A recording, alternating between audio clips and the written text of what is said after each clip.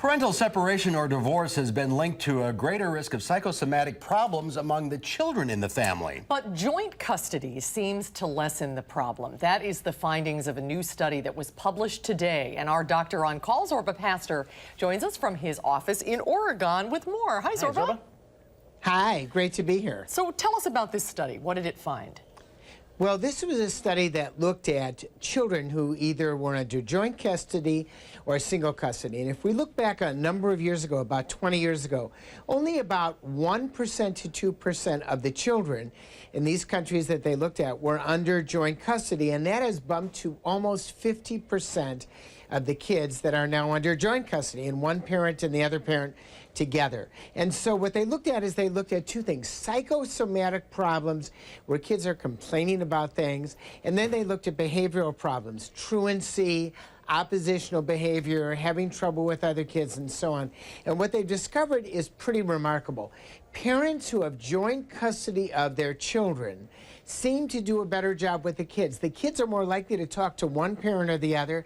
The kids are less likely to be oppositional. The kids are less likely to have psychosomatic problems if they're under joint custody than if they're under custody of one or the other.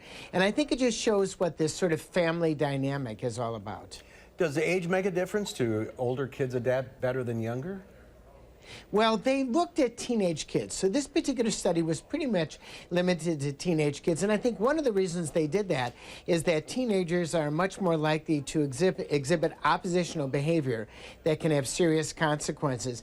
And that's really what the study looked at. They were looking at whether or not the truancy and the other issues that teens can get into were more likely to happen if they had one parent watching them or both parents under joint custody. When you talk about psychosomatic problems, what do you mean by that?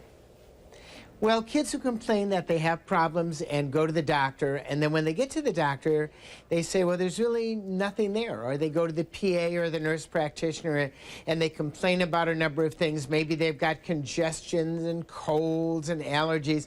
When they go in and they get examined, it turns out they don't have anything. And the concept behind this is that children who are disturbed, especially teenage children, are more likely to complain about, if you will, somatic complaints, when really they have psychological complaints that they have trouble talking about.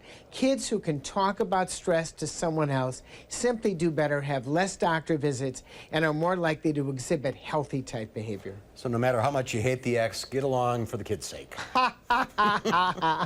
Well, at least when it comes to the child, that's literally what it shows. Yes, it does. Get together for the children. It does make a difference. All right, Zorba, thanks. Thanks, Zorba. Good to see you.